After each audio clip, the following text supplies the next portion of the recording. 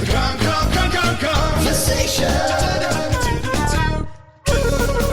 God damn it! It's the weekend before the election, and I forgot to get myself on any of the ballots! Bernie Sanders was right! The process is rigged! Hello and welcome to the Kongversation Election 2016 Spectacular. I'm Hyle Russell. And I'm Nick Prol. Hey, Nick, are you ready to crock the vote? You know it. Hope you're going to write in K. Rool, right? Or else your vote is wasted. Yeah, I'm thinking. I haven't decided yet. I think as people will find out in this episode, there's quite a few options. Yeah, well, we all know no matter who we vote for, they'll just discard it. They'll rig it, and Bayonetta will get it instead. So I don't know why everybody's going on about Trump or Hillary when we all know it's just going to go to Bayonetta because of some big justifications in the end. Better than Cloud. Oh no, Cloud will be part of the cabinet though. That's the thing. That's where they get you. He'll be like Kissinger, where he'll exert a great deal of authority. Yeah. And this has been the Kongversation Election Spectacular. Thanks for tuning in, everybody. No, we've got more episode to do. How you doing, Nick? Are you feeling apprehension about the approaching election day? Because I know I always get the jitters the weekend before the election. It's just a nonstop state of anxiety for me. It's the opposite for me. I've got the squitters, actually. Keep shooting web and wearing tennis shoes.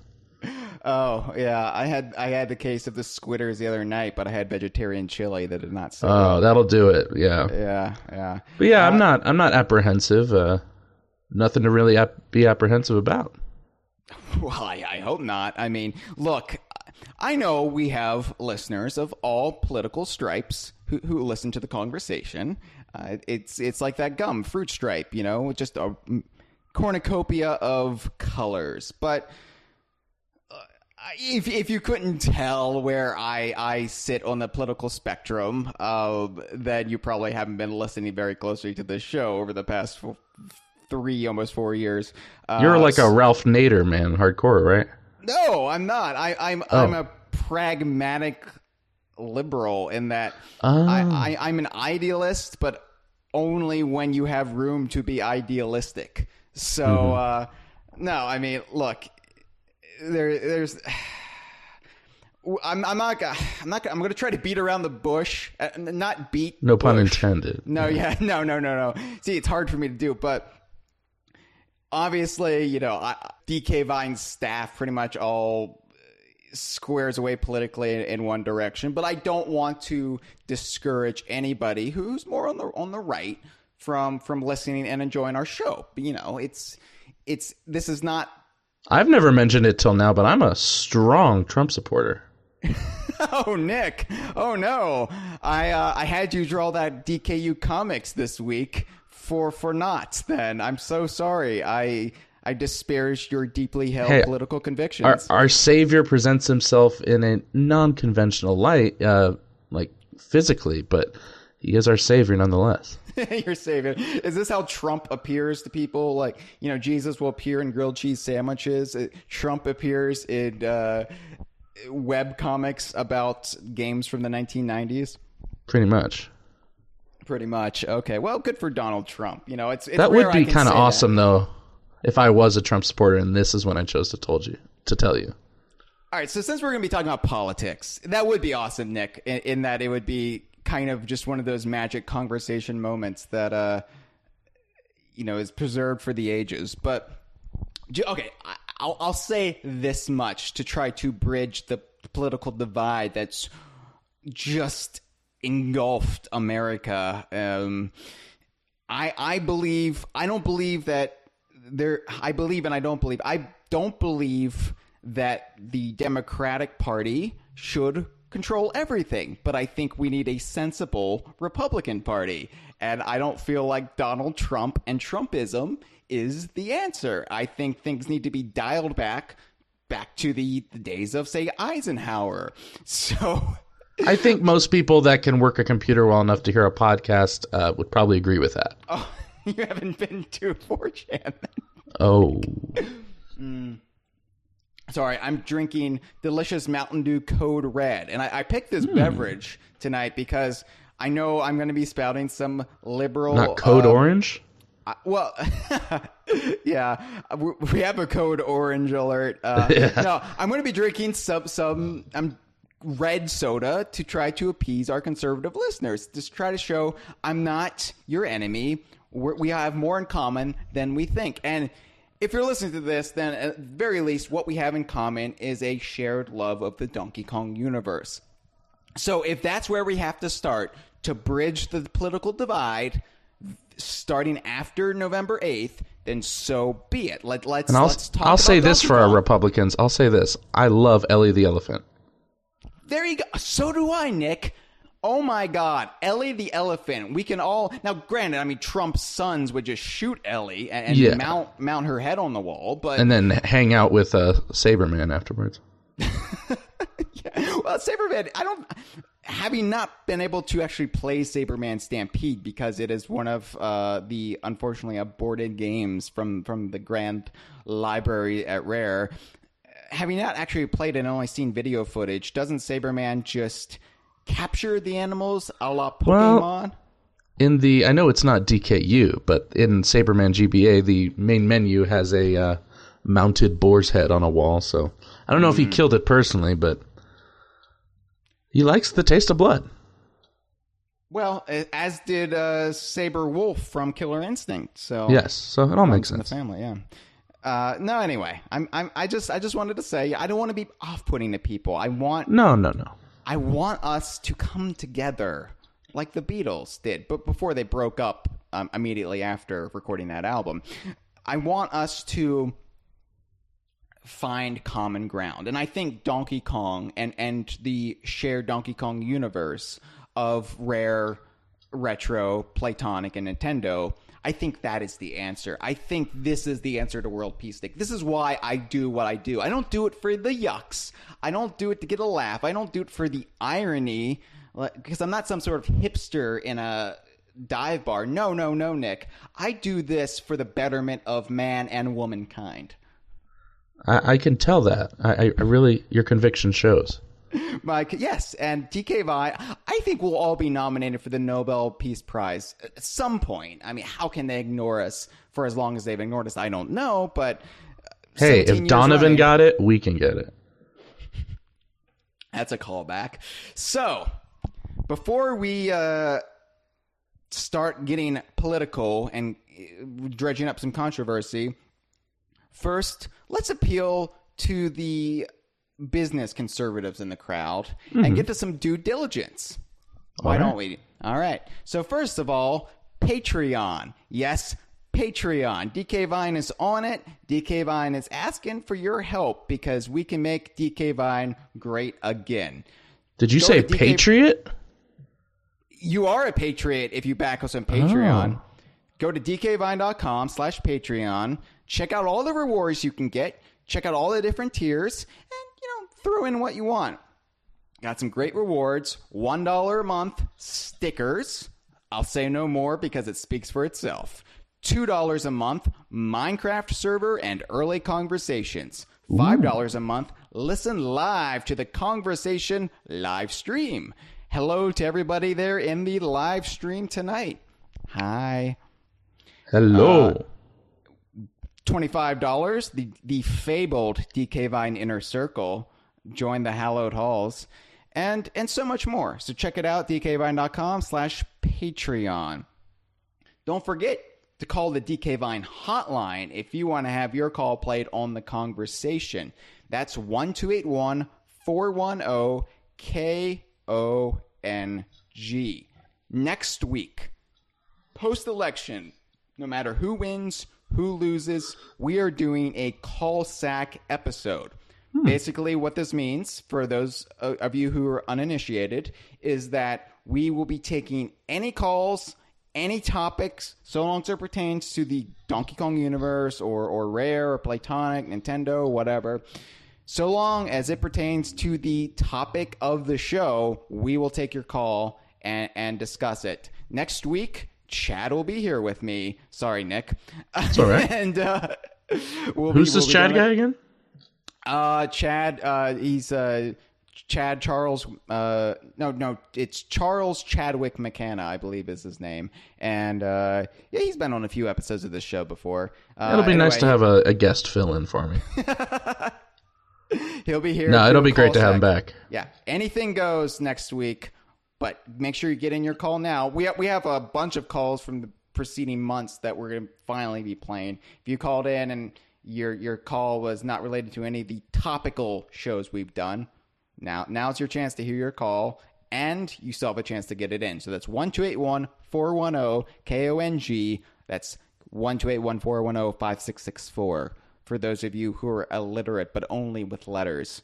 So get your call in. Callsack episode next week.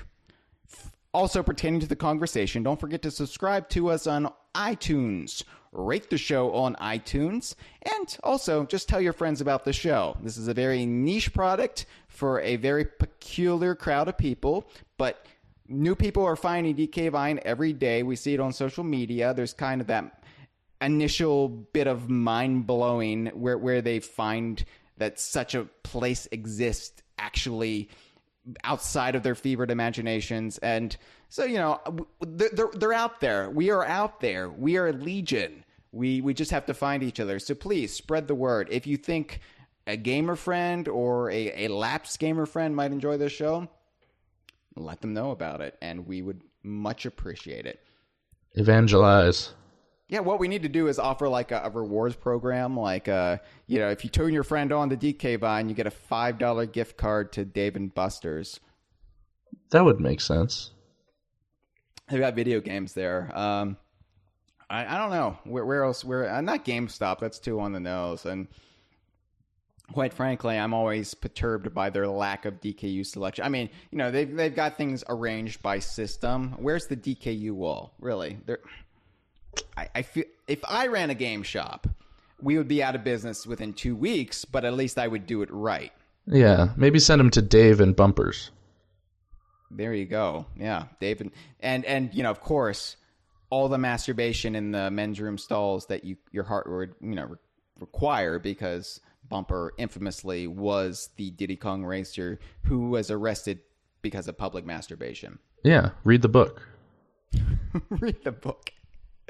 That's going to be a great season of American Crime Story when they finally get to the story of Bumper. Yeah, or a season of Serial. There, yeah. Maybe he masturbated in someone's cereal.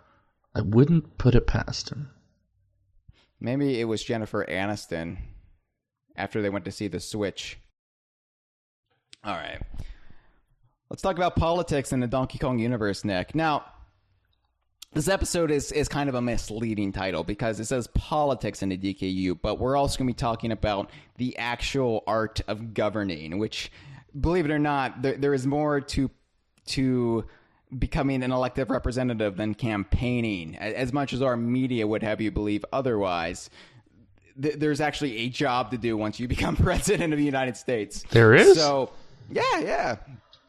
Wow. So, since this is the big weekend before Election Day, and this is we started this show in 2013, right after Obama won his second term. So we've never had an election year season of the Kongversation up until now. So, which means we've never had a conversation before a presidential election here in the U.S. until this episode. So I thought it would be fitting to talk about how politics and government actually works in a Donkey Kong universe, because there's no Schoolhouse Rock to teach us. Which, granted, I think a large percentage of the American population could do with a new civics lesson on how our government works, because a lot of people, left and right, have no fucking clue what a president actually can do. They seem to think the president is this grand dictator who can accomplish anything, and they don't really understand how our legislative branches are sorted out and who has the checks and balances over whom, and so on. So we as an American people could definitely use a refresher when it comes to, civics and social studies and just basic history of our. So that's what we're going to do right now. Well, no, Oh. That's not our job, Nick. Our job is to talk about Donkey Kong Universe for an hour to 2.5 hours every week. So what we're going to be doing is talking about how the government of Donkey Kong Universe, the shared Rare universe, actually works. Oh, okay. And when I thought about, because I thought about this episode a few months back. I was like, oh, that would be a good episode for the weekend before Election Day. But then I sat down to do the show notes, and I realized it's not really ever spelled out too much. But we, like anything, we have just enough evidence that we can get blood out of that diamond. So let's do that's it. what we're going to be doing. Yeah. Well, before we do it, we do have several calls we need to take pertaining to the topic of politics in the Donkey Kong universe. So if you'll allow me, I will play the first call. So, it's me, Lamech, of course. So, it's me again. But I have something to tell you guys. So, today's episode is about politics in the DKU then, huh? Right? Well, I got a question about politics in the DKU. So, how come Donkey Kong really travels from the Mushroom Kingdom, no, other way around, from Donkey Kong Island to the Mushroom Kingdom? Wouldn't the Mushroom Kingdom be strongly against people traveling to their country just by freaking using this stupid little warpity pipe? So wouldn't there be a Donald Trump figure in the Mario universe? Oh wait, they're about monarchy. I just answered my own question. Oh damn, I got to think of something else real quick on the top of my head. Oh yeah. Okay. So you guys know how freaking in Donkey Kong Island, the Kremlings, they're crazy and stuff. Why didn't Donald Trump? Why didn't Donald Kong? Yeah. No confusion with Donald Duck. Why didn't Donald Kong build a wall? Get it? So funny. Sorry, this call is basically nothing. Wait, actually, here's one more question.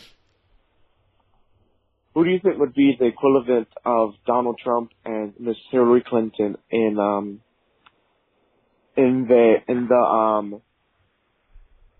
DKU? Wow. And so, which character do you think fits their personality the most? And of course, I need to say one more thing. If Gibbon is listening, which he probably is.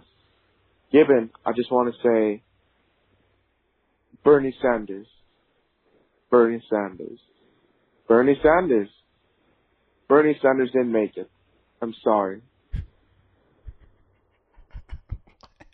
I guess independent, don't vote for independence too. See, I'm trying to trigger Greg Gibbon, who's probably listening. Because I know that's something that bothers him is when people don't vote independent, I think. I don't know. Anyway, bye! Okay. Well, thank you, Mamechi, for that stream of consciousness. What did I just hear? Oh, well, okay. So basically, he had a lot of points. Why didn't Donald Kong just build a wall around Donkey Kong Island to keep the Kremlings out? Nick, go. Oh, why didn't he? Donald Kong. And you know how hard it was for Mamechi not to say Donald Duck every time he tried to say Donald Kong. Yeah, probably because Kong, banana, treehouse, crunch, bumper. Eloquently stated, Nick. I would add that the Kongs probably didn't want to build a wall because that would probably disrupt the migratory patterns of seabirds. Plus, who's Donald Kong? The equivalent of Donald Trump. Let's say that the Kongs had a problem with Kremlings coming in and invading their island. Why didn't a Donald Trump-like equivalent in the Kongs rise up and... well, we'll get into that, Mamechi, because we'll get into what exactly the government of the Kongs is. And maybe there's just no room for a Donald Trump-like figure to emerge. But... as far as your statement about, or question about who would be the DKU equivalent of Hillary Clinton and Donald Trump, man, I just don't know. If this election is so surreal that it kind of defies any pre-existing fiction that we have. Nick, if you had defined an analog to Hillary and Donald in the DKU, what would they be? I saw some comparisons for Trump thrown around this week. I know Capital B, the game's not out yet. I don't know if it's DKU, but I think Capital B is more of a successful businessman, where it seems like Donald Trump just gets by on the image of Donald Trump. Possibly. Maybe. I mean, K. Rool, he seems to he invented himself as a politician, reinvented himself as a politician. And Donald Trump has a lot of different personas. Yeah. There's John Miller and John Barron, Barron Miller, and there's K. Rool has longer fingers though. See, this is hard. As far as Hillary, I don't really know. I've heard, people try to make a comparison. If we're going to do K. Rool and Trump, then Hillary is Grantilda, but that's just equal sides. I don't think... Could there be a character who is somewhat flawed but still a capable politician? I don't... Especially in comparison, I don't really know. I don't think grunty when I see Hillary. No, I don't either. I don't know. Let's Grunty's say Mildred too Ice nice. Cube. Let's say Mildred. Oh, I'm kidding. Oh, you, Josh, are you? Now let's say Mildred Ice Cube. Yeah, let's go for it. I'm just because her husband sticks by her husband till death. Because her husband spills all over the place. Hey, baby, remember me and Bill Clinton? I'm back on the Kongversation. Yeah! Oh, hey, baby, who wants to suck my dick? It's almost election day. It's been too long. It's been too long, I know. See, I am playing equal sides here. We're going to give a little bit of Trump, but we'll also rag on old Billy Clinton. 70-30. Thank you for the call, Mamechi. We'll get into why no Donald Kong ever rose up. Because I think one of the things that fascinates me, one of the multitude of things that fascinates me about Donkey Kong is how the fuck the government of Donkey Kong Island works. Because by all logic, it should not work. So I can't wait to talk about that. Let's take another call, though. We got a few of them. I want to get through some of them at the top of the show here. So indulge me. Here we go. I believe this is actually from the Tomb of the Unknown Caller, too. So your guess is as good as mine. Hi, this is kind of weird because there isn't a lot of politics in the DKU. It's either, a king or a queen or something. And I think it's because democracy or even more advanced forms of oligarchy or something like that, it's more subtle. So instead of, toppling one king or one queen, you have to influence the whole populace into voting out the current king and queen. Which explains why, like in DKU2 or the sequel, I think the Kremlings are just sick of him, and so they form a coup. There isn't a democratic process like that. But what I think is interesting is civilization. If you've ever played that, it makes good use of the medium to show how messy having to answer to someone is. And I wonder if there was a Kremling skin that you could add on to that with all the little Kremlings and stuff. Bye. Thank you for the call, unknown caller. If you've called before, I probably recognize your voice, but so sorry to say, I'm terrible with names as is. So Yeah, thank you for the call. And you know what? If we're ever gonna get the Kremlings back, I would say there's a greater chance that Sid Meier would bring them back over Nintendo at this point. So yeah, I'm all for Kremling skin and Civilization. But I am glad you brought this up. And actually, I did not plan this out ahead of time. So because I wanted to talk about the Kremlings first and foremost when we talk about government in the Donkey Kong universe. Because let's start with the monarchies of the Rare Archipelago, Nick. Okay.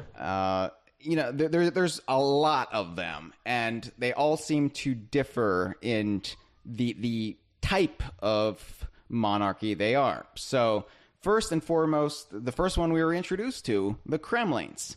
And as the unknown caller brought up, they have a unique system in place. So when we were first introduced to the Kremlings, it was with King K. Rool as their king.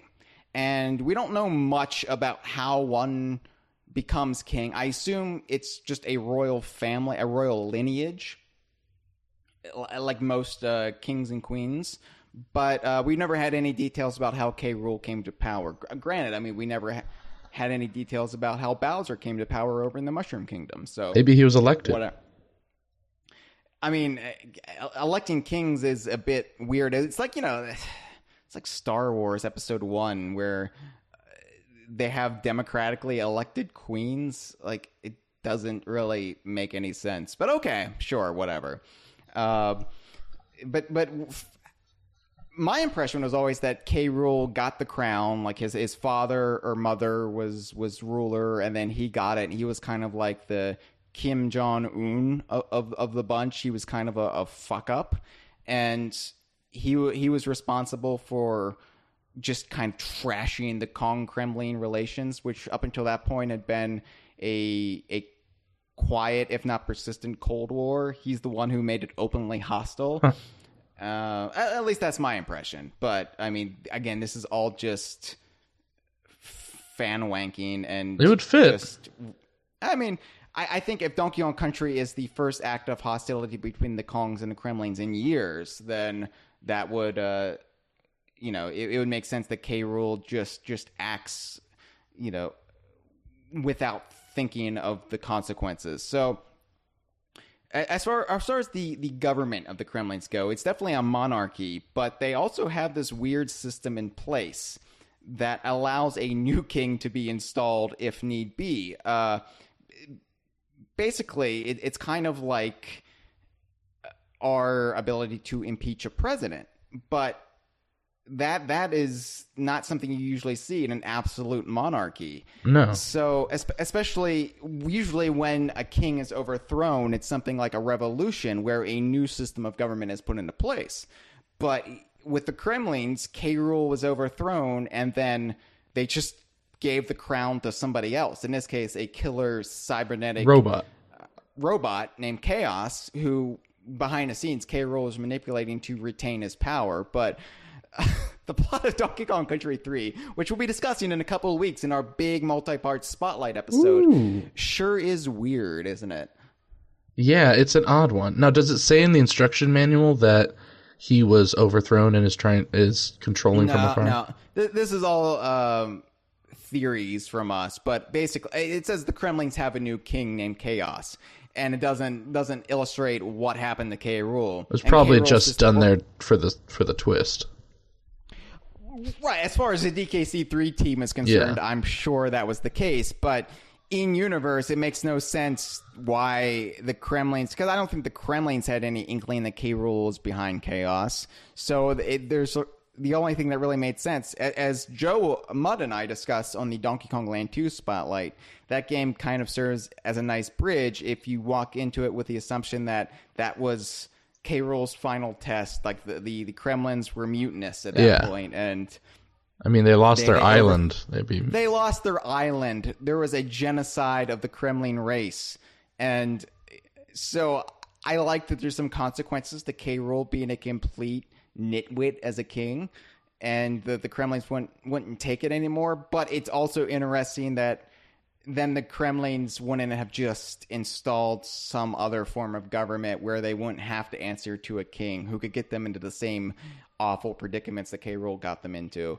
And of course, eventually chaos after the ruse was up and K. Rool coordinated with Snide to build the mechanical crocodile Isle in Donkey Kong 64, K. Rool got his crown back. So the crown seems to be fluid if mob rule dictates it for the Kremlings. But, now, where was K. Rool during Tropical Freeze, you think?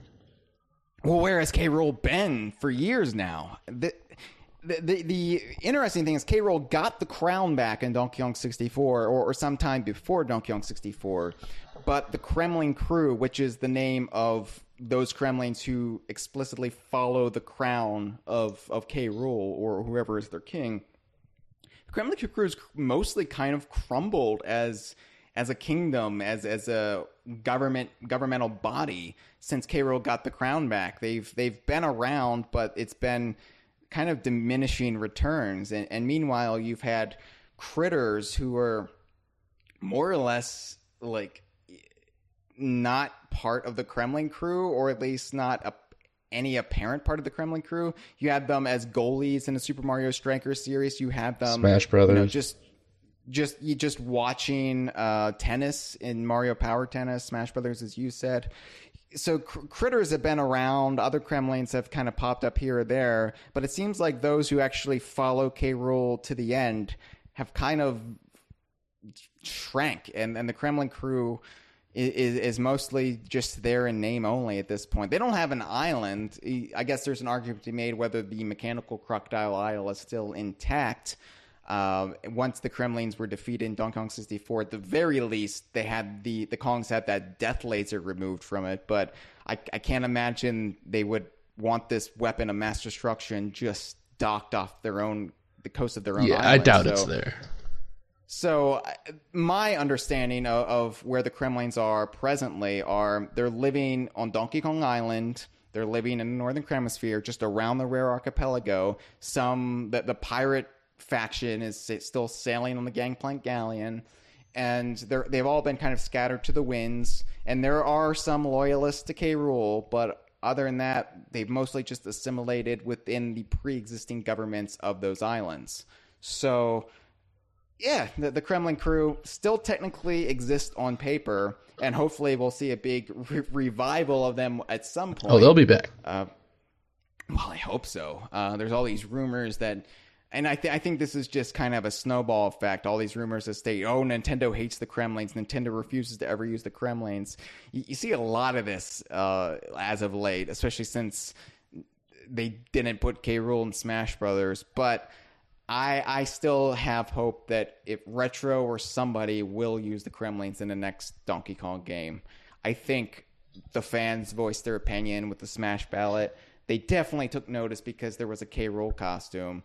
So, hopefully we'll see the Kremlings back. Yeah. And hopefully the Kremling crew will, if not get back to their former glory, will at least have a brief resurgence. So, yeah, that's the Kremling government. It's a weird, unique, peculiar thing. But as you'll discover throughout this episode, most of the governments in the Donkey Kong universe are very unique. They're kind of a mishmash of different governing philosophies. There's not just, this is a democracy. Well, this is it's odd. So we'll get into it.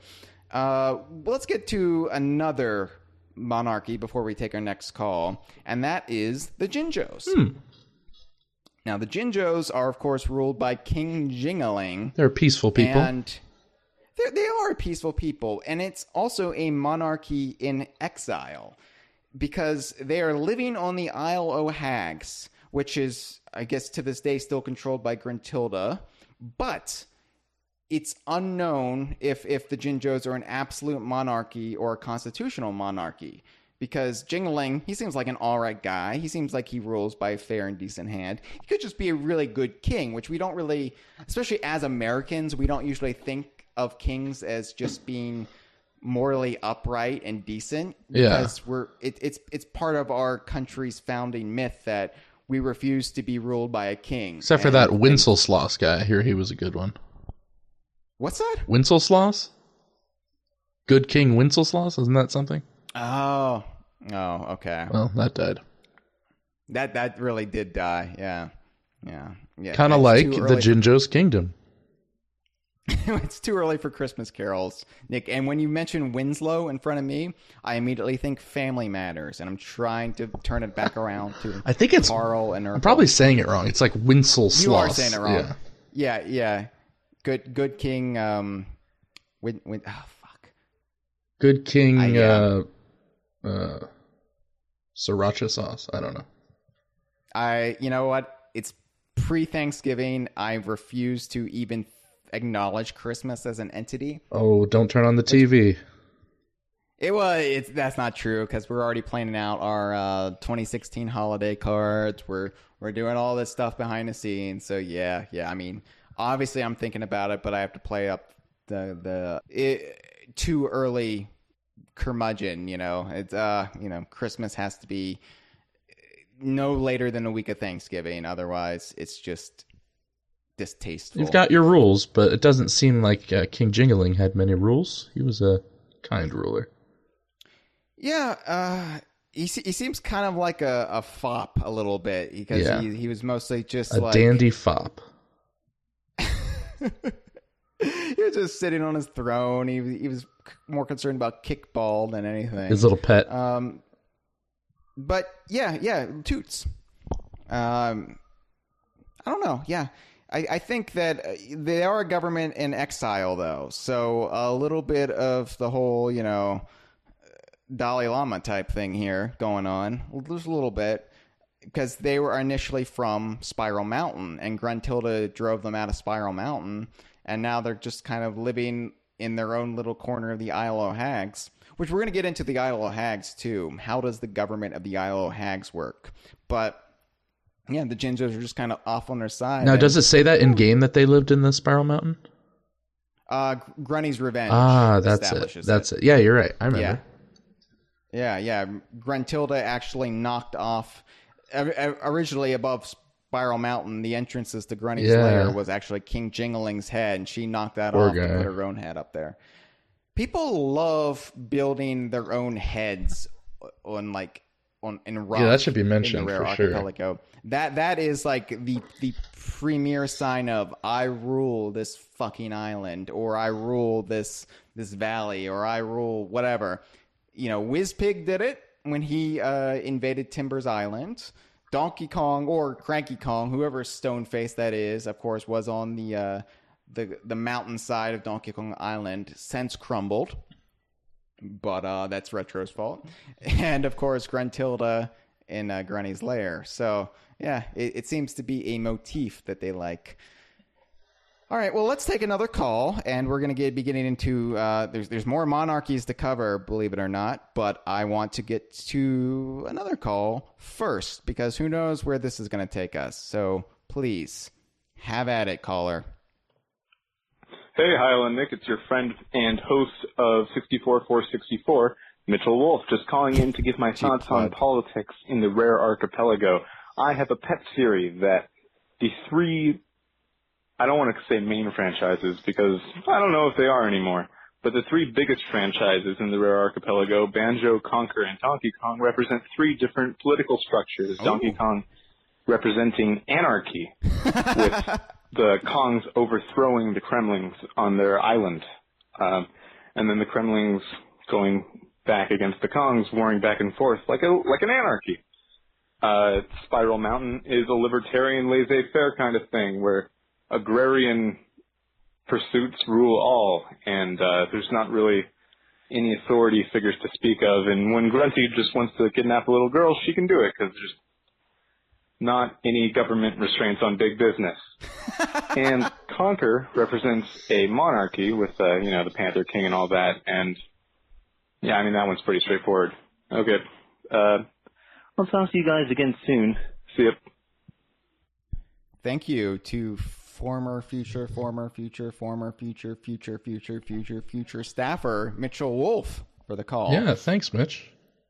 So, Mitchell, interesting theory on Spiral Mountain. Clearly there's no real sense of law enforcement in the area if Gruntilda can just kidnap little girls. But to be fair, the sex trafficking is still a big problem even in Western democracies. So it happens, and sometimes law enforcement isn't around to deal with the problem. So, wow, way to bring the episode down. I know, right? I know, I'm sorry. As far as Donkey Kong being anarchy, we're going to get into exactly what the hell Donkey Kong Island is, because you're not that far off, although I wouldn't put it in such stark terms either. Willow Woods, though, yeah, that is a monarchy, although it seems to be a monarchy with limited powers. Yeah. It's perhaps a constitutional monarchy with a bit more power to the monarchy than we're used to in, say, the UK. Now, looking at the history of Willow Woods, we know a lot more about the former crown wearers in Willow Woods. There, of course, was the Weasel King, who was dethroned at the climax of the Milk Wars and then replaced with the Panther King. Good King Weasel Sloss. There you go. Thanks for salvaging that earlier joke, Nick. Whew. Whew. You can sleep well tonight, my friend. On a big pile of money, because those Patreon donations are just going to roll in now. Oh, yeah. I've been using some of them on some cool stuff. Got a jet ski. Got a big giant bust of my head out from my apartment. Right. You want people to know you rule your apartment. So a solid gold bust of your own head with the door through the mouth is the only way to do it. Only way to roll. Yeah. Okay. And then, of course, Conker replaced the Panther King. Yes. Who, unfortunately, not unfortunately, but had a alien xenomorph genetic experiment burst out of his chest. Oh, yeah, that. Yeah. Anyway, so as far as Conker goes, he became king, but when he met the Panther King, he didn't seem to know the Panther King still existed. He referred to him as a myth or fairy tale. That was always kind of weird. Yeah, I find that very interesting, because you wouldn't think that the king of that land would be regarded as mere urban legend. So, or Conker's just super not into politics and drunk all the time, not paying attention. Yeah. Well, there is that possibility, but all the same, I mean, even like some drunk asshole at your local bar would know who Obama was. At the very least, they would have heard of Obama and know he's a person that exists in some form or fashion. They'd claim he's a Muslim from Kenya, but they'd know he exists. Yeah, right. And to be fair, I supported Obama thinking he was from Kenya because, I thought, that's close to Donkey Kong Island. Maybe he's tight with Donkey Kong. And I was disappointed when they found his birth certificate from Hawaii. I really, that turned me off Obama entirely. What a liar. Well, I know, right? I thought, I want to vote for a president who loves Donkey Kong. What is so wrong about that? Yes, I think can. We need to start our own political. Yeah, I think we need to start our own political party, Nick. And I think we need to run on a pure Donkey Kong Universe platform. I mean, it's never been a better time to join the political race. Because I think we could, bring together environmentalists. I think we could bring together Second Amendment advocates. I mean, if he shoots you, it's going to hurt. Crystal fans, I'm sure they have a lot of powers. Right.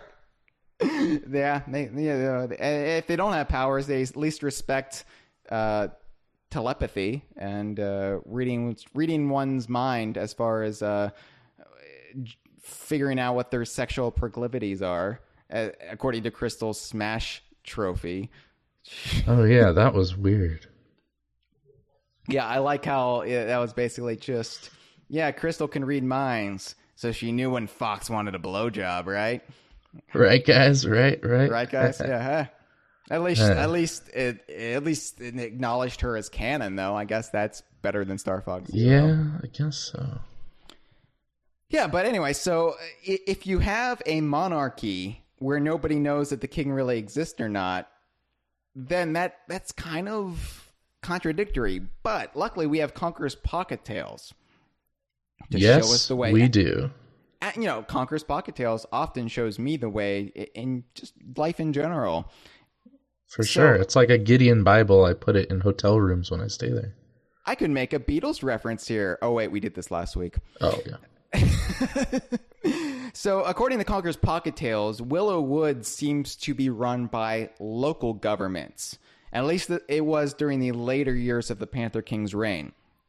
Because in Willow Woods, in Conqueror's Pocket Tales, we meet the Forest Guardian, the Forest Wong, these people who run things on a small level and actually get things done.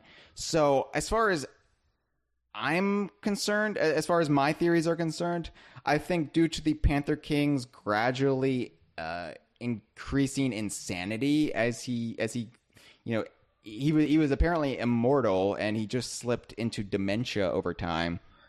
Yeah. And the professor outright murdered him in the end to end it. But I think due to his insanity, he kind of rendered the crown in Willow Woods mostly moot. And so Pretty that's much. why we had stopgaps form in the strength of local government. So when Conqueror became king, we really don't know much about him or his reign. I mean, in Big Reunion, it's left ambiguous whether or not he is even still king, although in Project Spark, it does give you a Conqueror costume with him wearing the crown. So I think that's the implication that, yeah, he is still king, but he seems to be a pretty laid-back king, considering he still likes to get completely wasted and go out with buddies and, have squirrel orgies and get them What stuck king in their doesn't? rectum. What good king doesn't? Yeah. I think this is why Charles should never become king, because he was more concerned about marrying Camilla, and he's not really into the whole shoving squirrels up his rectum thing, which I think is the high water mark for any monarch. I don't think Charles should be in charge. No, Richard Gere maybe. Yeah. Richard Gere would be a great king, according to these criteria. So, yeah, I think the Panther King kind of let the power of the crown erode, and Conqueror isn't really going to pick up that slack. So I think the King of Willow Woods can get stuff done if they want to, but they have the safety net of the local governments in The place. Wongs. The Wongs. The Guardians, the Acorn people are really what keep the gears turning, what keep the trains running on time in Willow Woods. So that's good. Did we ever figure out what a Wong is? It was just an in-joke at Rare because there was an employee, or is an employee named, with David the last Wong? name Wong. Yeah. Yeah, so I think it was just some sort of in-joke that we'll never know, kind of like Sheepy Shop, because Rare is just off Sheepy Road, and various other weird things that somehow Nintendo never cared about. Now, Matt There's Matt makes a good point in the chat, though. What about King Ralph from off of John Goodman? What about him? Yeah, I have no idea. That is Just a good point. wanted to mention that. Thanks, Matt. Thanks for contributing. Bye, Matt. Of course, within Willow Woods, then you also have other monarchies. You had the King Bee, and who left the queen to pollinate the sunflower. So you have like different, like smaller monarchies when it comes down to species and racial factions. So that's kind of interesting too. Granted, I mean, we have queen bees, in nature, so maybe they just make a bigger deal about it once they become anthropomorphic. I don't know. What do you think, Nick? Tell me. Enlighten me. Give me those classic Prol nuggets of wisdom. If I knew about bees and their hierarchies, I'd be knee-deep in honey by now. All right, I'm going to take another call, and you think about what you just did. Hi, it's Gibbon. I was just wondering, since this is apparently a political episode and you're talking about monarchies and democracy and whatnot, since Donkey Kong is the king of kings, does that mean like he's king of the Panther King too, and like that Bumblebee King and the other kings wandering around? Like, is that how that works? And since the worlds are connected, is he like the king of the Mushroom Kingdom kings from like Super Mario Bros. 3? Is he Peach's direct superior? Does he show up to kart races to, like, make sure nobody's faffing about too much? Yeah, I don't know where I'm going with this. I'd also vaguely like to know your thoughts on whether this monarchy is a true monarchy or a democratically elected monarchy like Hawaii or Naboo used to have. Yeah. Like a Naboo reference. Yeah, I think that's it. Bye-bye. Bye-bye. Thank you, I am Gibbon, for the call. Yes, thank you. Mamechi just wants me to say Bernie Sanders, Bernie Sanders, Bernie Sanders. I don't know if it's like a Beetlejuice type situation where he'll appear if you say his name enough times. Huh. I don't go into political discussion threads on DK Vine at all because I don't need that in my life, Nor despite I. me injecting politics into DK Vine right now. This is more, like you said, about different governing bodies, not really the politics of it. Although we'll get into if there's any campaigns and whatnot. So if Donkey Kong is King of Kings, well, according to Donkey Kong Jungle Beat's promotional materials, Donkey Kong is the King of Kings. That just means he's the son of God. Right. I always took that to mean Donkey Kong is better than Jesus Christ. Yeah. I think that's a perfectly rational way to market your game where you pan on bongo drums and control your character that way. And pander to Christians. No, well, offend Christians, pander to whatever the religion is that worships tie-wearing apes. So, yeah, I don't know. I don't even think Donkey Kong considers himself a king, although according to this sacred tree, we'll get into this in a bit, he is technically the king of the Faraway lands, but we'll have to get into first what the political structure of Donkey Kong Island is, first and foremost. But let's finish talking about monarchies, because there's just too many goddamn monarchies. There are the banana birds and banana fairies, because we have the Queen Banana Bird and the Banana Fairy Princess. But as far as I'm concerned, as far as the games show us, these seem to be mostly ceremonial titles, because the Queen Banana Bird and Banana Fairy Princess seem to be more mystical mothers to their respective banana creatures. It doesn't seem to be that they actually have any sort of government in place. It's mostly just kind of like a queen bee who protects her swarm. Makes sense. Yeah. I mean, we don't really know what the function of the banana birds are. That was never really stated. The banana fairies it's established somewhere, and God help me, I can't remember where. The banana fairies are responsible for protecting the banana trees of Donkey Kong Island. Basically, they're the ones who keep them all healthy and free of any fungus or whatever that kills banana trees. I don't really know, but yeah. I don't really consider them actual queens or princesses. They're bark beetles kill banana trees. Bark beetles. Really? I think Did so. you just look that up, or are you an expert on this subject? Well, I saw the film Birdemic, and that taught me a few things. Oh, well, it taught us all a few things, Nick. So finally, there's the mermaids. We don't know if there's a king or queen, and we only know there's a monarchy in place because Prol, the mermaid princess from Donkey Kong 64, is referred to as such. She's a princess.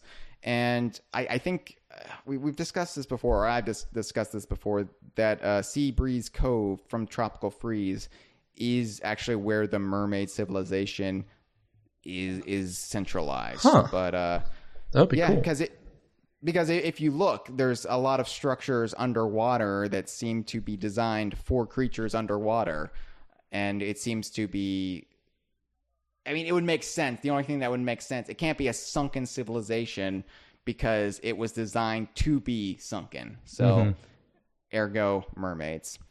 But I imagine any monarchy of mermaids is structured a lot like the government from The Little Mermaids. The Little Mermaid, the Disney movie, and the Hans Christian Andersen. So they worship silverware? Story. Yeah. Oh, yeah. cool. And the ultimate moral of the story is shut up and do whatever your man says, and you'll win him over. And that all priests have erections. Giant bulging erections. Childhood. Oh. Catholic Church pedophilia scandals.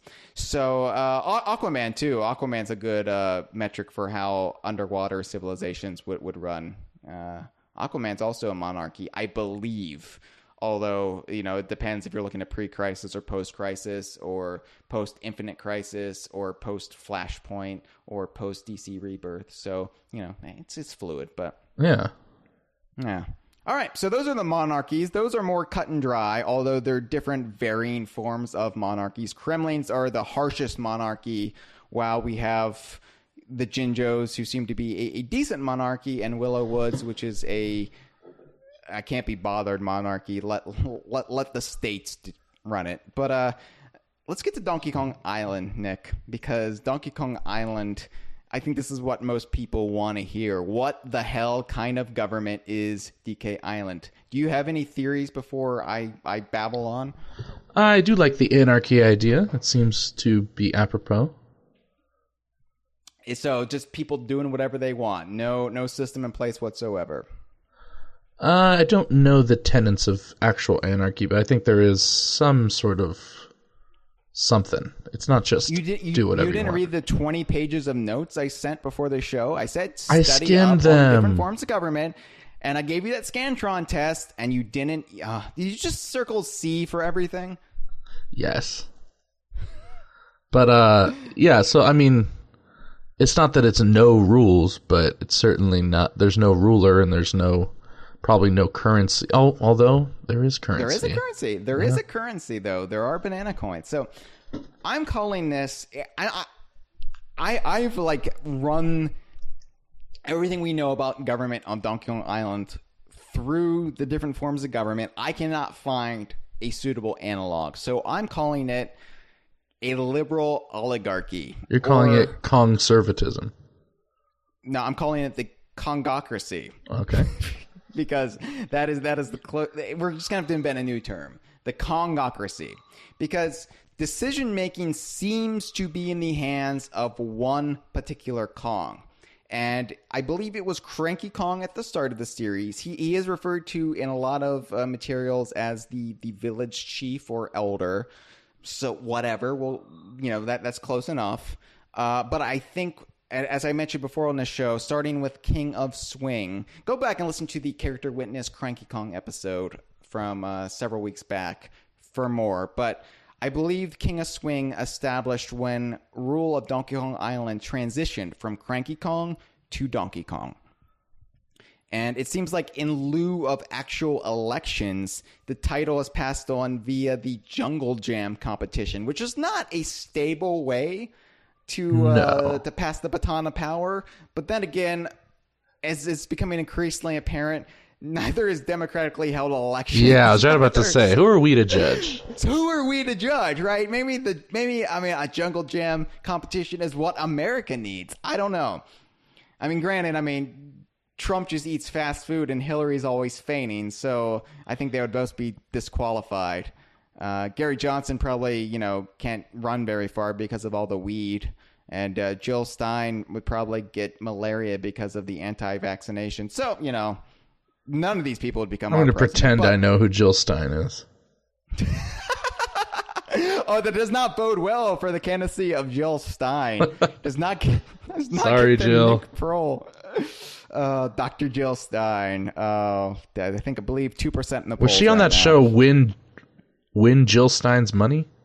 Yeah. The wife of Ben. I think they're polar opposites on a political spectrum. Although, because Ben Stein's an arch conservative. He was a speechwriter for Nixon. I saw his documentary. It was very, very fair. Expelled? Yeah. Yeah. I have sadly missed that. Although I did see Elvis Found Alive. Have you ever seen that documentary? I haven't. That is actually a political documentary. You don't think it's a political documentary until about 2/3 of the way through, when you realize that the reason Elvis can't come out of hiding is Obama is preventing him from revealing he's alive. No way. Yeah. No. Huh. So, why is Slick Monty in hiding, though? Because we haven't gotten the appropriate Patreon funds to do season 3, Nick. Good point. We'll find that guy. We'll find him. So, yeah, the Kongocracy. it seems to be like an oligarchy, because it's kept within at least one family, although I suppose, via the jungle jam, it could have been thrown to somebody else, but I think Donkey Kong was the heir apparent. And, that being said, Donkey Kong is not a dictator. He doesn't seem to actually make any laws whatsoever. We've never seen him be a lawgiver. He mostly sits on the beach in his spare time, sipping banana daiquiris. Gin and juice.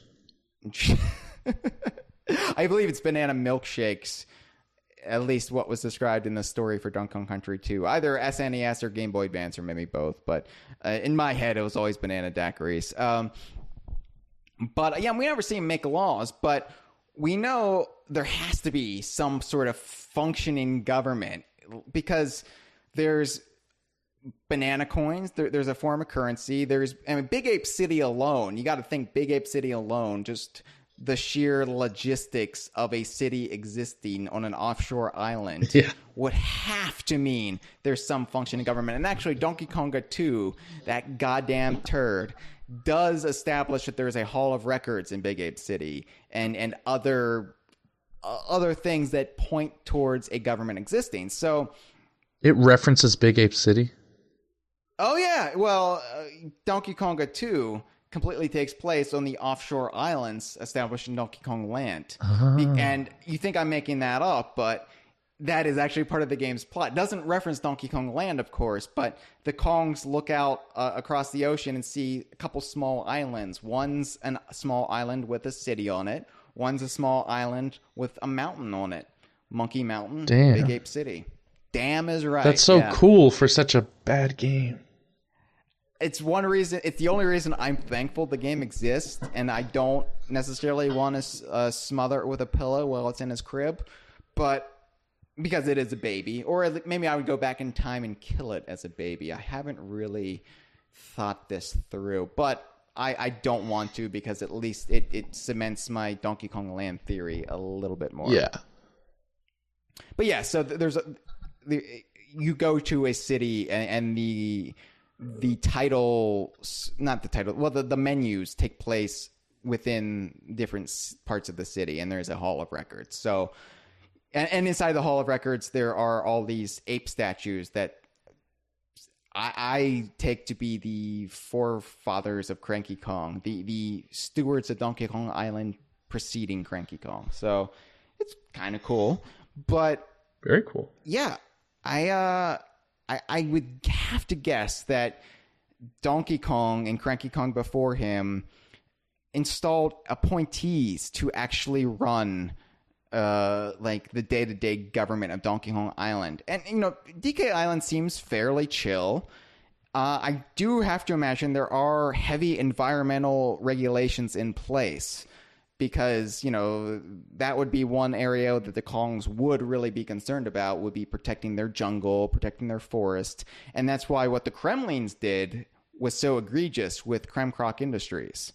Granted, they seem to have gotten away with it, but I think that was a real source of tension. The Kremlings muscled in on Kong territory and kind of cut down one of their highest altitude forests and installed a factory in its place. Despicable.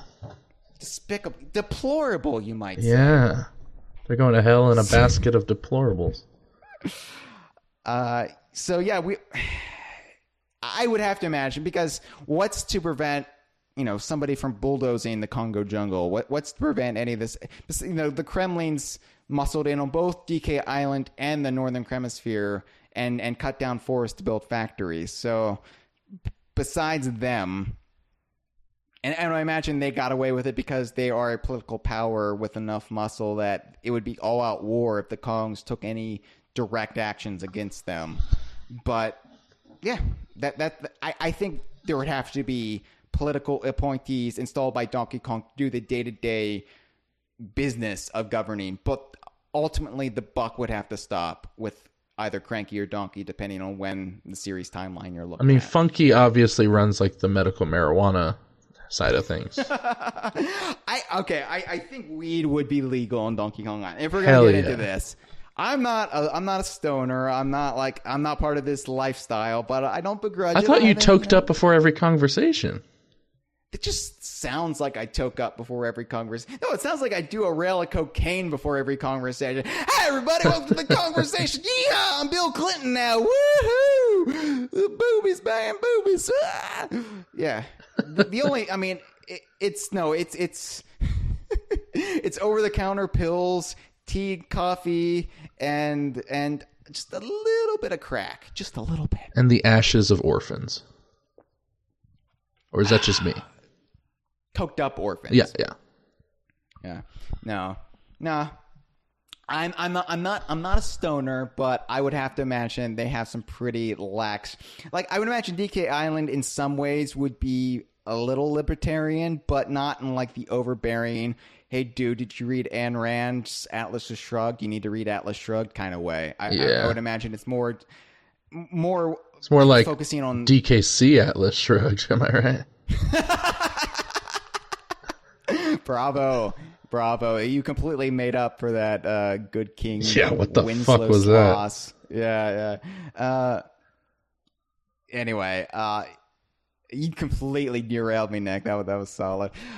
But I have to imagine it's more like about social issues. And I think, DK Island is pretty much like live and let live unless you cross these lines of decency. Yeah. And then we're going to come after you. Is there a police force on Donkey Kong Island? Swanky. Well, we've never seen one. Swanky? He'd take a bat to your kneecaps if you... I don't know. I would like to, yeah. Maybe that's not like his sideshow costume in Donkey Kong Country 3. Maybe that's the official police uniform. I think so. Of the Kongs. I would like to imagine there's a police force because I think without police, you do have anarchy. As much as, our callers might like the idea of Donkey Kong Island being an anarchy, I think you need some sort of social order because without it, things can quickly go bad. And why didn't a Donald Kong rise up and build a wall against the Kremlings? I think it's because they are pretty much laid back, live and let live.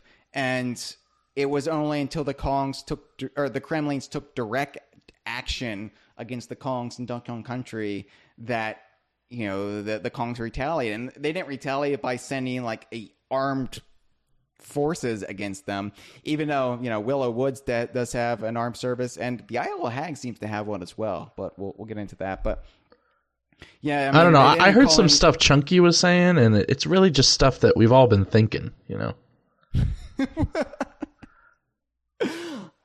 Yeah, it basically the ruler of Donkey Kong Island, or the son of the ruler, or grandson of the ruler, whatever, decided to get up off his lazy ass and take action himself. Granted, it was his stuff that was taken, but kind of selfish. And then from there, it was a quick escalation to accidental genocide 1 year later. So the Kong Kremling conflict kind of really got pretty heated quickly. But after Crocodile Isle blew up, there wasn't much they could do. And I would imagine there was a lot of guilt on especially Diddy and Dixie for accidentally destroying Crocodile Isle. So I think there was a movement on Donkey Kong Island to allow the Kremlings to relocate as best as possible. They took in the Kremling refugees, is what I'm saying. Irregardless of any hostilities that existed before, they took in Kremling refugees. Were there Donald Kongs out there saying, we need to build a wall? I'm sure they were. But ultimately, the buck stops with Donkey Kong, and Donkey Kong, or Cranky Kong in this case, and granted, Cranky Kong's kind of a dick, but even Cranky Kong, I think, would just kind of let it go. It's like, okay, we'll let the Kremlings come in, but we're watching you. We're vetting you. As he strokes his Reagan action figure. I think Cranky Kong is very anti-human, if nothing True. else. Like, he may be distrustful of Kremlings, but I think at the end of the day, it would be humans he would have to draw the line at. And I would hope that if I met Cranky Kong, he would realize that not all humans are bad, because I'm a big fan of And speaking of politics, he hates Joe the Plumber. He hates all plumbers. Yeah. I mean, granted, he had a very bad experience, but I think Donkey Kong himself is a lot more open-minded, especially after striking up a friendship with Mario. But Cranky Kong will not tolerate humans on Donkey Kong Island. And that is there's nothing really in game to support that other than what would have to be a hatred of Mario, which is one reason I want Cranky and Mario in a game together and not just Super Smash Brothers where Cranky's silhouette is in the window. I want them interacting again because I think it would be hilarious. But the right people would have to write it, and I don't really trust the majority of Nintendo to get the details right. So better just let it in our imagination. True. Yeah, true indeed. Let's take another call real quick, and we will get back to the different forms of government, starting with the ILO Hags. Let's see what this caller has to say. I can't wait. Can you? No, I cannot. What's up, ding-dongs? It's Angry Ancestor. Ding-dongs? Jesus Christ. You guys are really running out of ideas. I guess I can't really blame you. I mean, what else is there to fucking talk about? Such hostility. Do you guys think King Jingling is, like, racist against maybe the people of Gobi's Valley, perhaps? Because, he went to Gobi's Valley at some point to steal Toots from Ruby, which is fucked. It is fucked. It is fucked. I don't know. Seems like, also, you know that puzzle, pyramid thing? If you remember, there's 2 yellow Jinjo tiles right near the entrance of the pyramid. So maybe Jingling, like, just walked in there and slapped his face down, like, really quickly on those 2 tiles and, like, ran off, you know? And then, maybe, King Sandybutt, like, drove him off. And, that's why there's a yellow Jinjo right by the entrance of Gobi's Valley to kind of remind the people of Gobi's Valley that it conquers, the Jinjos, maybe. Yeah, I don't know. I don't fucking know. Thank you for the call, Angry Ancestor. Man, that's one of my favorite calls ever. I don't know. I can't really get a good read on his mental well-being. I'm not suggesting he got into Funky's stash there, but if I know anything from the Minecraft server, my few peeks in there, he throws the herb around, bro. To all prospective employers of Angry Ancestor, we are joking. We are completely joking. We're not joking. He's a Boy Scout and a Girl Scout. He's of upstanding moral character. If by that you mean he's got brownies, yes. So, is King Jingling, this actually segues into our next topic, but is King Jingling a racist, Nick? Because a fine question about politics. According to Angry Ancestor, he stole Toots from the good people of Gobi's Valley, and you know what is Ruby gonna do about it? I think he's onto something.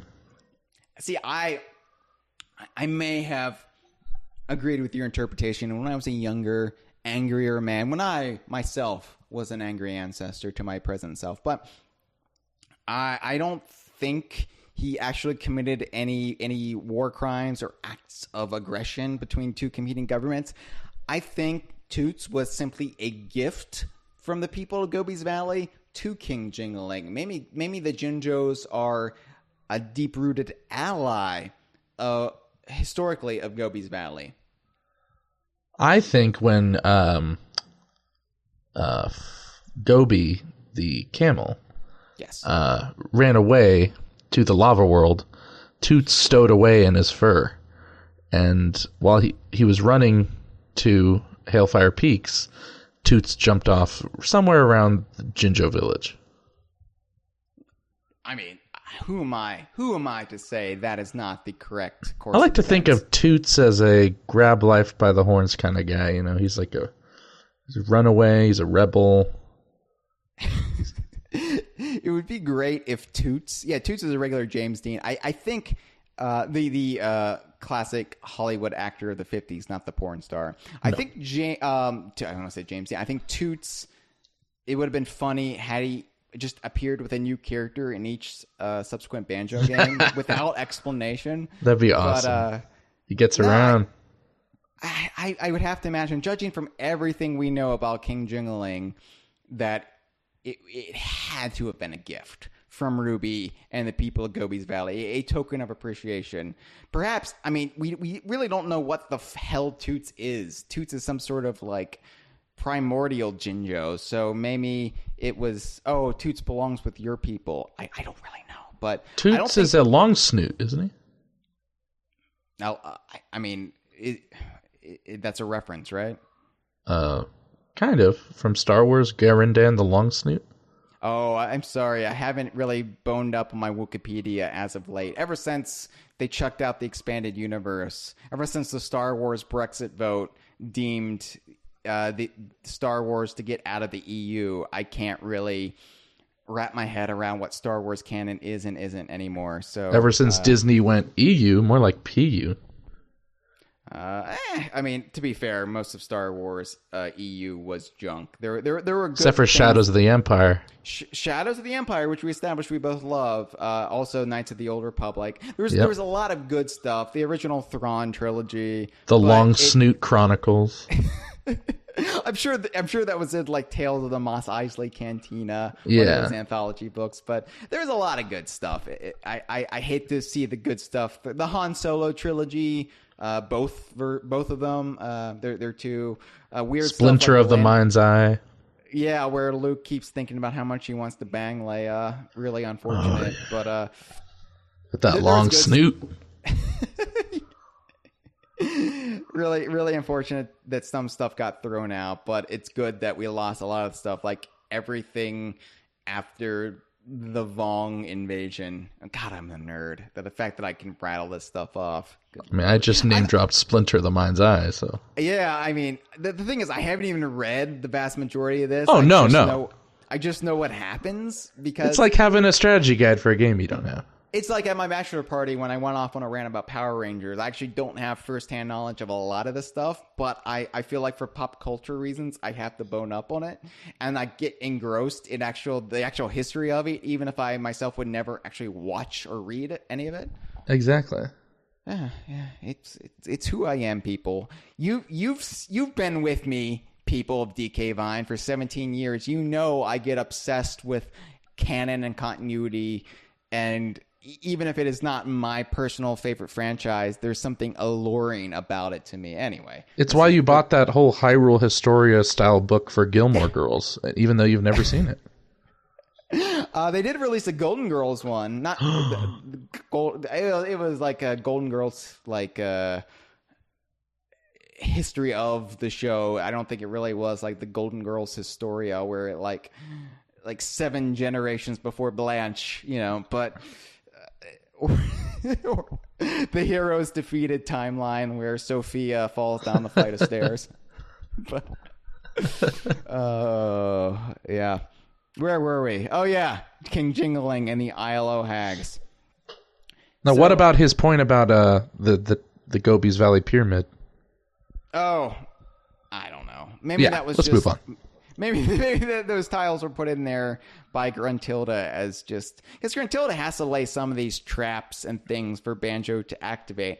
Like, it's one of the things I never understood about the logic of Gruntilda or K. Rool. It's like they're trying to like keep them from getting jiggies or gold bananas or whatnot, but they also make it possible for them to get it. So it's like Robotnik or Eggman. I mean, he makes all these roads and loops that lead right to his house. It's any video game boss logic. You just kind of have to roll with it. They don't really behave like real fictional villains would. It's like, like Donald Trump isn't leading an easy road, to his defeat. It kind of is by leaving videos like that still existing. And then the public forgets about it 2 weeks later when somebody says emails. And it's like, well, emails. Oh, okay. Well, I'll vote for the groper. Sure. Now we're getting political. Well, I've also been drinking, Nick. I tend to drink right before election day, and I've been drinking quite a bit. I don't do the marijuana, but I am an alcoholic at this point. Oh, my liver. So the Isle of Hags. Now, you would think it would be some sort of autocracy, since the Winky Bunyan sisters claimed it for their own and would seemingly rule it under an iron fist. But the thing is, they've never crowned themselves like queens or given themselves any official titles for the Isle of Hags. They just kind of named the island after themselves. But it seems like anyone that doesn't immediately interfere with their affairs is essentially just left alone to do whatever they want. Yeah, they don't give a shit about them. They don't give a shit. No, they built their underwear factory on the Isle of Hags. They built like their cauldron keep and whatnot. They don't really care otherwise, though. You have the Jinjos in exile living in Jinjo Village. You have, the moles. You have the Church of Jiggy Wiggy. Freedom of religion. There you go. You have the Mayan-esque Moggies, worshiping Targetzan. I mean, I'm sure if Grunty found out about any of that, she would shut it down, but she just doesn't even pay attention. No, I mean, they know about it. They've layered traps. They put jiggies in these worlds, for Christ's sake. You've got Jolly Roger's Lagoon, which seems to be more of a local government. You have all this stuff, and despite the island being owned, taken over by force, seemingly, by the Winky Bunions, this seems like your libertarian paradise, Nick, because I don't see any police force. My libertarian paradise. I mean, if you were a libertarian, okay, this would be your paradise. I'm not saying you, Nick Prol. I occasionally listen to Rush, but come on. Rush Limbaugh or Rush the band? The band. Okay, because I'm going to say, I don't think Rush Limbaugh is libertarian. I think he's pretty much hard right. Well, he's pretty much anything that's for Rush Limbaugh, I would imagine, which is you. More of an OxyContin enthusiast. Yeah. Wasn't he supposed to be going deaf like 15 years ago? And then it turns out he was just doing a whole shitload of OxyContin. Wouldn't surprise me, so I'm going to say yes. Yeah, and then he magically wasn't going deaf anymore. I don't know, Rush Limbaugh. Slowly going deaf. I mock the guy, but he's clearly a more successful broadcaster than anybody on the Kongversation. Good for him, man. He found his niche. He found a niche that pays dividends, and that's being a hateful, bloat-evading bigot. And we talked about Rare Games, and we clearly backed the wrong horse. So, bully for you, Rush Limbaugh. But yeah, I think the Isle of Hags is a libertarian paradise. It's run by evil witches.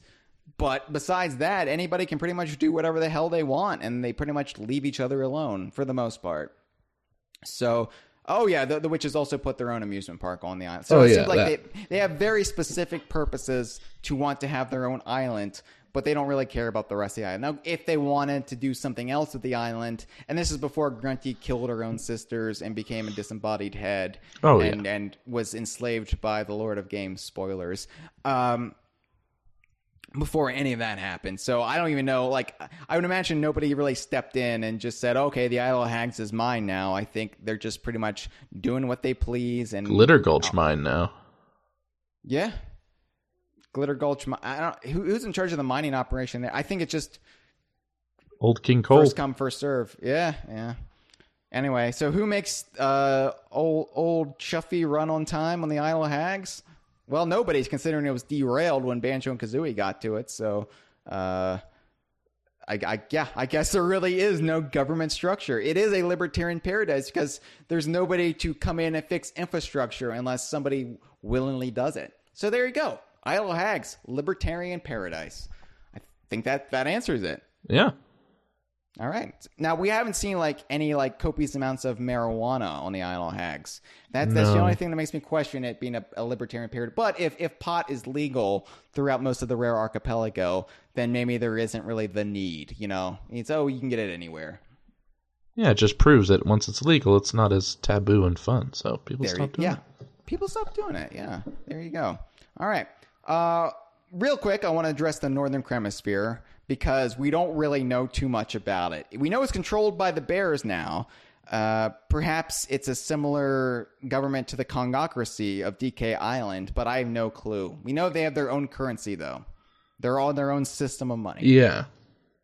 Which, Chad, it's funny because Chad and I were just having, I say we were having a conversation, not a conversation. We were having a conversation in the DK Vine Inner Circle earlier today, but Chad commented on something Cameron said, and then I commented on it hours later. But it counts. Chad is still, it's basically an internet conversation. Chad is still operating under his assumption, the old DK Vine, pre-DK64 that the world is assumption. flat. Well, kind of. That the Northern Hemisphere is on the backside of Donkey Kong Island. Oh, yeah. I dismiss this wholeheartedly. I think DK64 dispelled this notion, as did Returns, as did every subsequent game. But he still would be cool. He still clings to it, so I'm not going to let him have his fun with his personal canon. I'm going to go with what my gut's telling me. It's its own landmass. Some people say it's a mainland, including the Donkey Kong Country 3 instruction manual. I don't think that's possible. I think it's its own island, but whatever. But as far as the Northern Hemisphere goes, I think one piece of evidence that it cannot share the same landmass as Donkey Kong Island, or probably does not share the same landmass as Donkey Kong Island, despite the geographical evidence, is that they are on their own system of currency.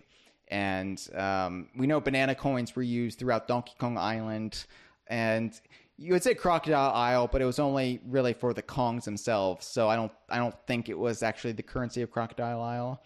But yeah. So bear coins. So I don't know if they're like who is the bear or bears that control it. You might say it's the brothers bear, but I think they're more just weird shopkeepers and eccentrics than anything else. I like to imagine there's lots of unseen bears. That there's President Barry Bear, President Bear, Vice President Joe Bairden. I don't know. I think Bear is in charge. Bear, Banjo's father. Yep. Yeah, maybe. We'd have to ask Chris Alcock. Although I don't think Chris Alcock has the confidence to deem himself the word of God of anything explicitly Donkey Kong at this stage, considering that is a Nintendo property, and he was not at Rare for the time with Donkey Kong Country 3. But if he can throw around word of God for Bear, a character he did help not invent but clarify, I guess. Chris Alcock. Some clarifications. All cock. So Chris Alcock, if you're listening, please help us out. Could Bear possibly have some sort of governmental role in the Northern Hemisphere? Help us. Just help us out. All right. So moving on, we have Timbers Island. Now, this is a government that we know they're island stewards, and because it's Timbers' family, for fuck's sake, they named the island after their son. Timbers Island. Really? Egotistical twats. Like, that would be like Obama becoming president and saying, all right, this is now Sasha Malia land. Like, it... Okay, whatever. I mean, Timber seems like an all right kid. I don't want to drag him through the mud because his parents think so highly of their precious little tiger darling, but whatever. But Timbers Island's government, Timbers Island's government, God, that's too many plurals. Timbers Island's government, too many plurals and possessives. It's designed around tourism. It's a business-minded economy because it's all about the racetracks. And I don't know, like, this is, I don't know, what is a business-minded economy? Like, a government that's run as a business. I'm sure there's a term for it, but I never really learned it in any kind of class. The term is shit. Actually, I think it might be a corporate republic. Is you mean the United States? Am I right? That's actually, speaking of the EU, I love Knights of the Corporate Republic. That's George Lucas's empire, yeah, or Disney at this point, yeah. So for Timbers Islands, we do know that it in all likelihood Taj was the proprietor of the island before he disappeared in 1947, before he was trapped in his magic lamp. And we don't know how Timber's family got their paws on the island. And it's possible there was an election. Well, they won it in a bet. Or like again, Star Wars, like Han Solo won the Millennium Falcon. I assume we're going to find that out in the upcoming young Han Solo movie because Donald Glover plays young Lando Calrissian. But yeah, I'm not sure if it's like the Kongocracy where, they have, the stewards, but then they appoint people. I imagine Timber's Island is smaller and they have much less focus on, broader affairs other than keeping the racetracks clean, which is TT's job. So or TT. I think I could see it all being run by the one family. So kind of like a monarchy, but I don't think they consider themselves kings and queens either. It's a shame we never really met Timber's parents. They're part of the story to Diddy Kong Racing, but they're just unseen because they're already on Donkey Kong Island when the story starts. Maybe he's Timber Jr. and it's named after his dad. That's possible. I mean, Donkey Kong Island, it works for that. I think we should also point out probably Cranky Kong carved his fucking face in the side of the mountain. Again, I know we brought this up before, but I just have to stress how egotistical are the rulers of the Rare Archipelago. Pretty much. I mean, Timber's Island, they named the island after their son, but or maybe after, one of their own. Maybe Timber is named after the original Timber, but at least they never carved a tiger head in the island. That Whizpig carved his own visage in the mountainside. Maybe it was a Jinjo situation. It used to be a tiger head. He knocked it down. But then it became a Taj head. What happens when they get back and they see that golden Taj head there? And it's like, Timber, what the hell have you done? I can explain. Ruined your legacy. You ruined your legacy. Yeah. Anyway, Timber's Island. Yeah. Granted, I should also point out, I understand how ridiculous it is that we're overanalyzing children's games like this. Because I guarantee it's for comedy. Nobody at Rare. I guarantee you say it's for comedy, but I do take this deadly serious. So I guarantee nobody at Rare was thinking, well, how does the government of Timber's Island really work? We should really figure this out before we send this game out the store shelf. No, they weren't. They didn't care. It was a game designed around racing go-karts and planes and hovercrafts. They cared. Don't shatter my dream. They cared. Are you Bill Clinton now? That did kind of sound like him. Baby. I feel your pain, baby. I know you care about Timber's Island. I did not plan the government of that racetrack-based society. I care. That Pipsy, I know she's gonna grow them big old boobies when she gets older, and I'm gonna be wanting to crawl in that mouse hole, if you know what I mean. I'm talking about sex. I'm always talking about sex. I'm gonna add another polka dot to that skirt.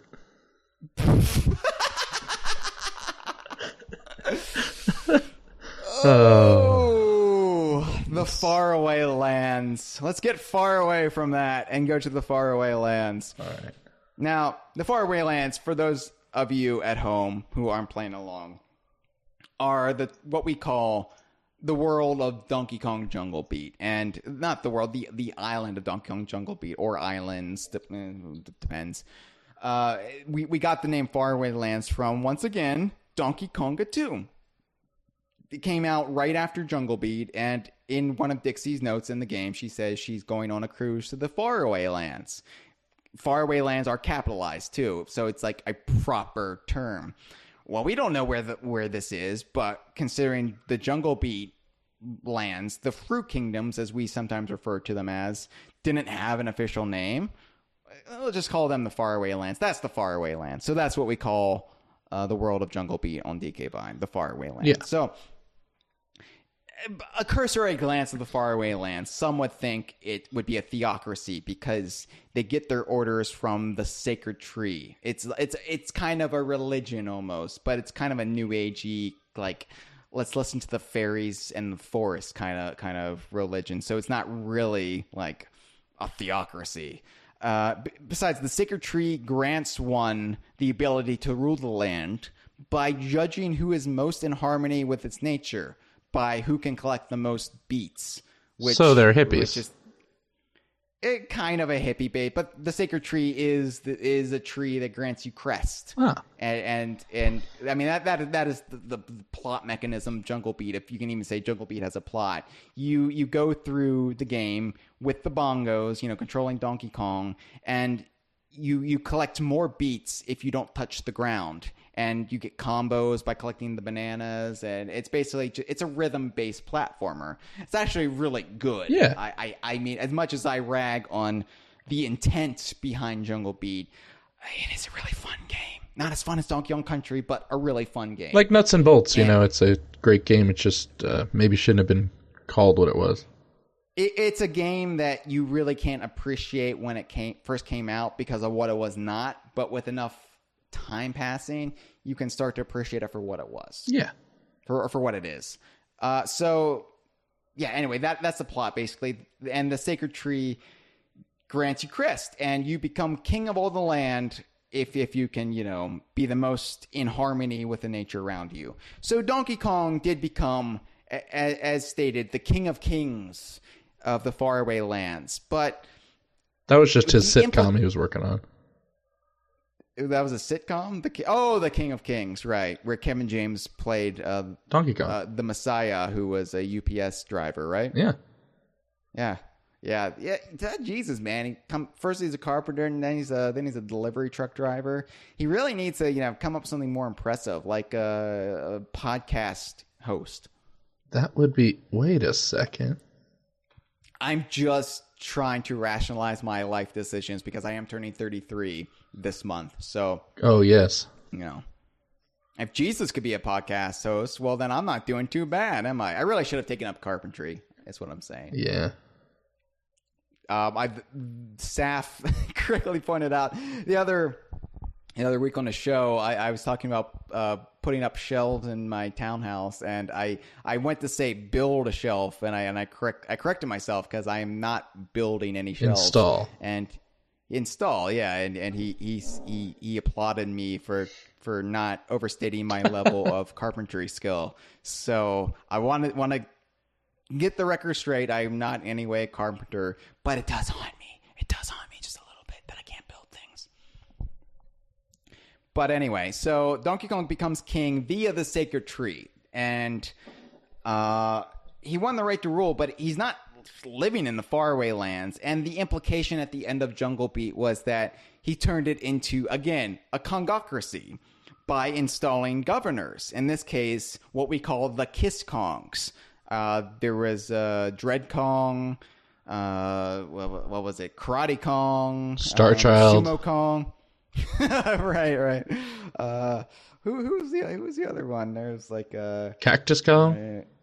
No. That was Cactus King and Ghastly King. Because they were the ones who did the coup against the rightful rulers of the faraway lands, and then Donkey Kong has to come in and win the sacred tree's approval and overthrow the coup d'etat, the illegal government of Ghastly and Cactus King. Two very separate entities. Yes, who are not any way identical in every way. Karate, Ninja, Dread, and Sumo. Karate, Ninja, yeah, okay, it's Karate and Ninja. Thank you, Gibbon. I'm always blurring the lines. Thank you, Gibbon, because that's from the live chat, by the way, for the live streamers. I'm always confusing it because there's Dread Kong, okay? He's named because of his dreadlocks, and then you've got Ninja and Karate and Sumo. You've got they all are named after their martial arts except for Dread. Right, unless I don't know, Dread is just a fan of DJ from Street Fighter, and that's his fighting style. Is he a big Judge Dredd fan? I don't know. Yeah, well, he's a big fan of Sylvester Stallone's Judge Dredd, which is why he's so angry at the world, because nobody recognizes the brilliance of Sylvester Stallone. I am the law. We should do dog like Sylvester's. I can't. That was more Homer Simpson. I can't do the wacky voices. Except Bill Clinton, baby. I'm all about Clinton. I'm all up. And let me just make a correction. I now know for a fact that Pipsy does not have a skirt. I meant her bow tie. Sorry, y'all.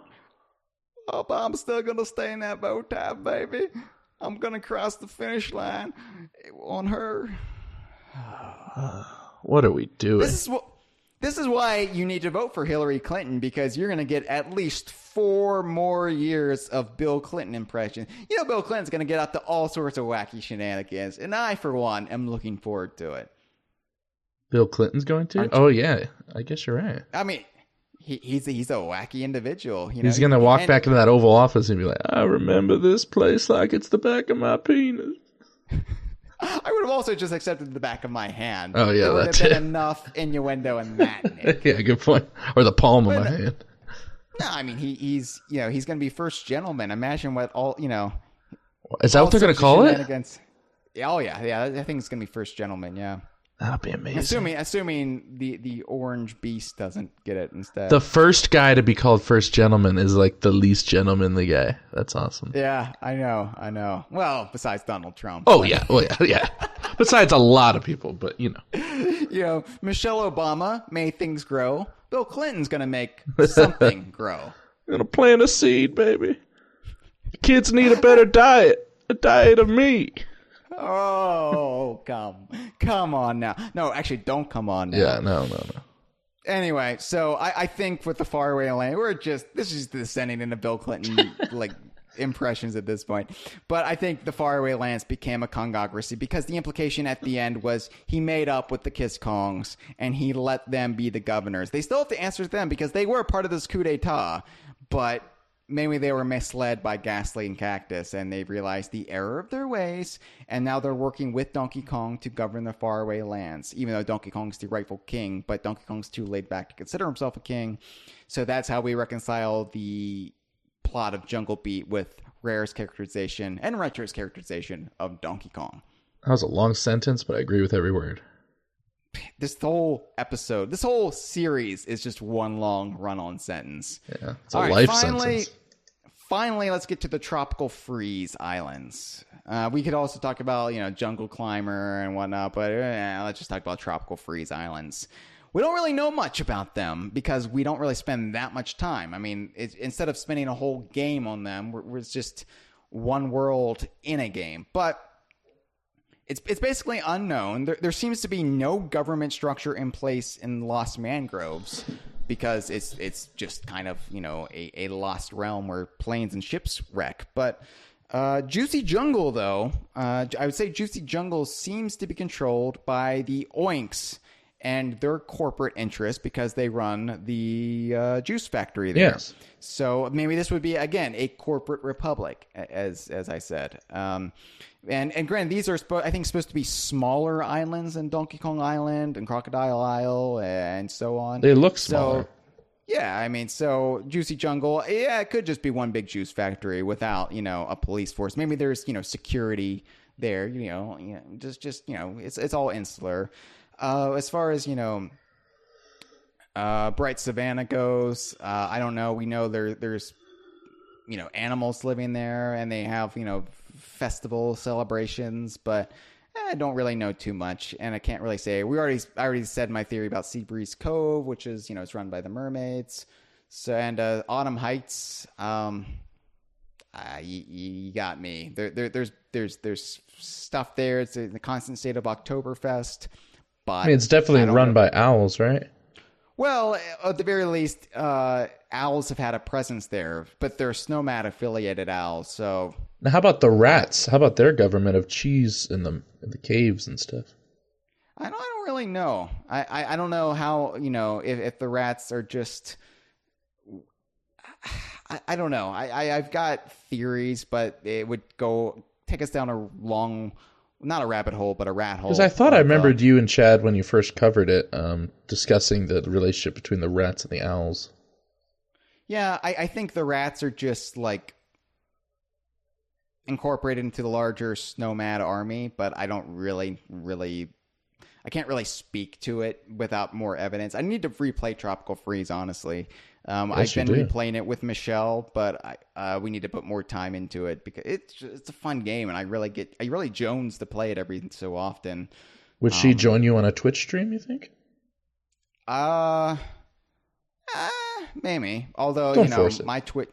Nah, I mean, my thing is, I don't want to force her to if she doesn't want to. But also, I've got too much bongo playing to do on my Twitch streams. That's far more important. I'll leave that to the involuntary twitchings of the DK Vine programming selection. But yeah, Tropical Freeze Islands, I think they're mostly small. Some may even be without government, but others seem to be kind of self-explanatory. All right, Nick. Well, that pretty much wraps up our look in government in the Donkey Kong universe. I think we've done a fair job analyzing how everything works. I'd say you could hazard a guess this is probably the best podcast about politics in the DKU ever recorded. I would wager to bet this was the best podcast about politics, about governmental politics in video games that was ever done. Yeah, why not? I mean, if you're going to say politics, that could, encompass the broader Gamergate controversy. So we don't want to go down that route. But oh god, we don't want to go down that route. No. But I'm fairly confident in our assertions of where we took things. So this is I'm feeling good about this. Yeah. But to bring it back around to the actual world, the real world, I'm not saying the Rare Archipelago is not in the real world, but who's to say? Outside of the realm of the fiction we cover, let's talk about Hillary Clinton and Donald Trump. Okay.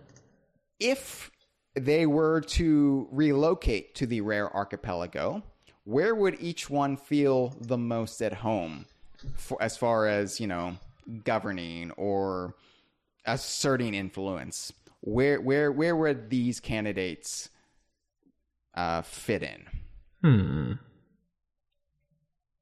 Well, while I think about it, where do you think?